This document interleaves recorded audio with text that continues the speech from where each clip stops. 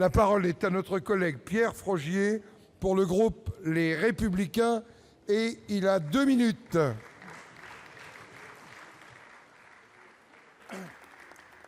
Monsieur le Président, ma question s'adresse au Premier ministre et porte sur l'organisation ou la préparation de la consultation de sortie de l'accord de Nouméa.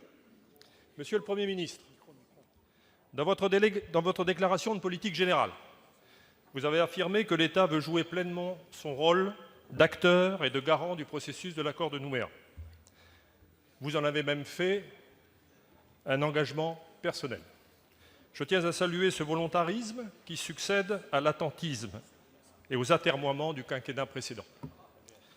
Mais il faut passer de la parole aux actes.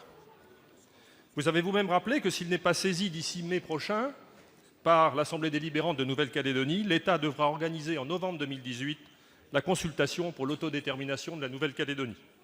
En clair, dans 15 mois, la Calédonie décidera de son accession ou non à l'indépendance. Alors que l'issue de ce référendum est connue d'avance, le risque est grand que ce scrutin de nature exagérément binaire, mal préparé, remette le feu aux poudres. Permettez-moi de rappeler ce que Michel Rocard affirmait. Personne ne peut avoir dans la tête que la question qui va être posée à ce référendum soit choisie de manière à diviser les Calédoniens en 2 paquets égaux, parce que là, on est sûr qu'ils recommenceront à se taper dessus. Monsieur le Président du Sénat, vous avez vous-même affirmé à plusieurs reprises que l'État devait nous accompagner dans la recherche des convergences nécessaires à la définition de notre destin commun. Au plan local, nous avons pris l'initiative d'organiser les États généraux de l'avenir, forme de palabre à l'océanienne, pour échanger et rechercher avec la population l'ensemble des forces politiques, ce qui nous unit, ce qui nous rassemble, afin que cette consultation ne soit pas mortifère. Monsieur le Premier ministre, êtes-vous prêt, lors de votre venue annoncée en Nouvelle-Calédonie, dont je vous rappelle la devise « terre de parole, terre de partage », à vous engager dans ce grand palabre pour l'avenir? Et puisque vous avez insisté sur la dimension personnelle de votre engagement, pourriez-vous nous dire comment vous comptez traduire celui-ci dans les faits? Monsieur le Premier ministre, la parole de l'État est attendue à Nouméa. La parole de la France est attendue dans le Pacifique. Je vous remercie. Merci. Pour vous répondre, la parole est à Monsieur le Premier ministre Édouard Philippe. Monsieur le Président, Mesdames et Messieurs les sénateurs, Monsieur le sénateur Frogier, vous m'interrogez sur l'engagement du gouvernement et sur mon implication personnelle dans la construction de l'avenir de la Nouvelle-Calédonie. Je vous en remercie. Je veux vous dire à nouveau combien je suis conscient des enjeux et des défis considérables qui nous attendent collectivement en Nouvelle-Calédonie. Comme vous, je veux éviter que les tensions s'avivent à l'approche de la consultation sur l'accession à la pleine souveraineté. J'ai indiqué dans la déclaration de politique générale quelle était l'ambition du gouvernement sur ce sujet.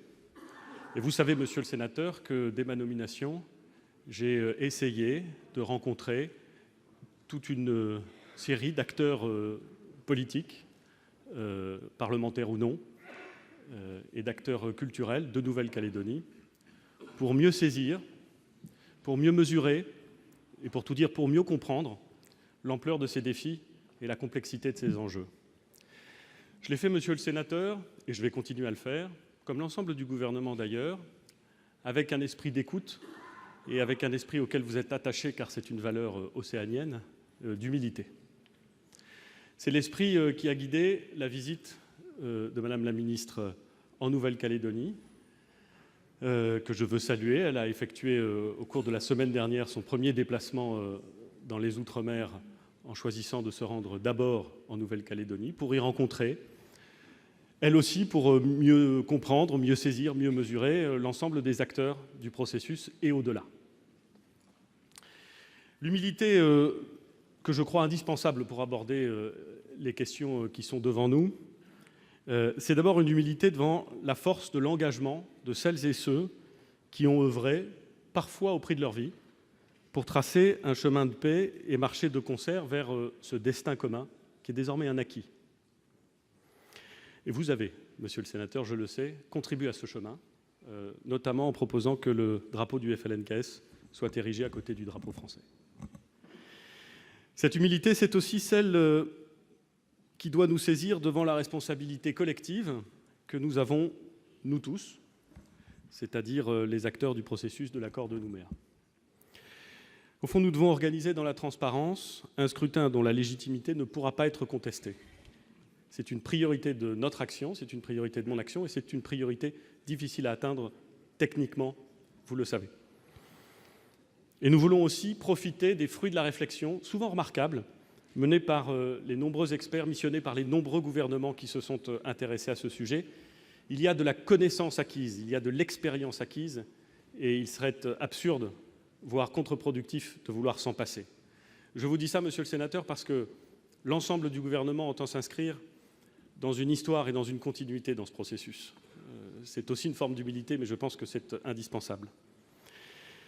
Nous avons et nous pouvons nous appuyer sur des acquis irréductibles qui sont l'œuvre, je veux les citer, de l'amitié civile et de la réconciliation qui ont été engagés par Jean-Marie Tjibaou et Jacques Lafleur.